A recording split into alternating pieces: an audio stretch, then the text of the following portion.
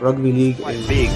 This is something that will let you just see the world in a different way. It gives you a lot more than it takes away. It's a sport that is hard work. You make friends for the rest of your life. Being in a team of like-minded, literally life-changing.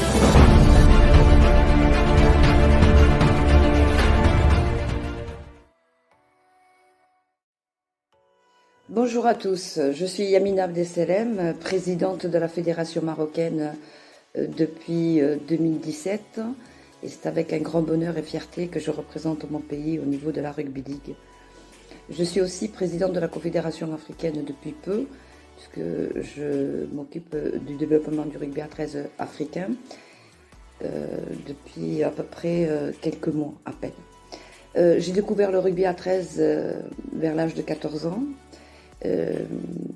Par manque d'équipe, j'en ai créé une dans mon village en 2006 et on a été sacré plusieurs fois championne de France à 7. Par la suite, on a intégré le club mythique de l'AS Carcassonne 13. On a eu fierté aussi de jouer sous les couleurs du jaune et noir et là aussi plusieurs fois championne de Languedoc-Roussillon et Midi-Pyrénées-Languedoc-Roussillon et une fois championne de France Élite 2. Avec la même fierté, donc qu'en 2012, j'ai représenté l'équipe féminine marocaine auprès de mon club pendant plusieurs années. Puis en 2017, on m'a proposé la présidence de l'association marocaine de rugby à 13 pour développer le rugby à 13 au Maroc. En raison de mon expérience en France. C'est avec grand plaisir que je m'emploie à cette mission qui est de donner une autre dimension à la Rugby League dans notre pays. Le développement du rugby à 13 marocain a commencé en passant par les statuts, le changement de statut d'association sportive marocaine à Fédération marocaine de rugby à 13. Et nous nous sommes mis en conformité avec la loi sportive marocaine, la 3009.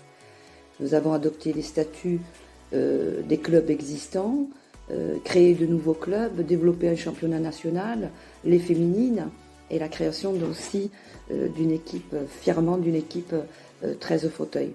Aujourd'hui, la Fédération marocaine de rugby à 13 compte 10 clubs en compétition nationale, 3 équipes féminines, 3 écoles et 3 équipes de fauteuils 13 fauteuils et 5 écoles de rugby. Les défis ont été nombreux, bien sûr. Adapter les statuts à la Fédération marocaine n'a pas été facile. On a d'abord en premier lieu essayé de individualiser le rugby à 13 comme une discipline sportive à part entière, structurer les clubs, créer un championnat, créer une équipe nationale masculine en premier temps, travailler le développement des écoles de rugby et bien sûr développer le 13 féminin. Travailler de l'affiliation au RLEF, à la Fédération européenne, et puis ensuite participer à la première Coupe d'Afrique en tant que Fédération marocaine de rugby à 13. Oui, bien sûr, j'ai vécu des moments emblématiques dans la Ligue. Le moment emblématique a été de représenter la nouvelle fédération aux instances internationales et européennes, de légitimer le rugby à 13 auprès de la Ligue, et des moments très importants pour l'essor du rugby à 13 marocain. Ça a été aussi de rencontrer des personnes exceptionnelles dans la Rugby League et d'échanger sur le futur du 13 marocain. Ça a été aussi de rencontrer d'autres pays africains et de se projeter dans la construction d'une confédération africaine pour pouvoir multiplier et participer à la Coupe d'Afrique. Ça a été un grand moment. Mon opinion sur la Rugby League africaine, je pense que l'Afrique est en train de s'ouvrir au rugby à 13 et de développer activement la Rugby League. Cela bien sûr nécessite des championnats nationaux pour augmenter le nombre d'affiliations des pays membres émergents, afin de multiplier la compétition entre pays africains. Ça va permettre aussi une meilleure préparation de nos équipes à la MEA Cup. Le développement des féminines pourrait passer par des matchs de levée de rideau, par exemple, ou fermeture de rideau des garçons. La MEA Cup est vraiment une opportunité et un tremplin vers les compétitions internationales, par exemple la Coupe du Monde 2025. Puis ça a été aussi la préparation de mettre sur pied des projets tels que la Coupe d'Afrique tous les 2 ans, par exemple. Les parties prenantes, je tiens à remercier toutes les personnes qui m'ont fait confiance, que ce soit de mon équipe au Maroc, que ce soit tous les gens au Maroc, en Afrique, les organisations internationales européennes qui ont été fantastiques et qui ont cru en moi.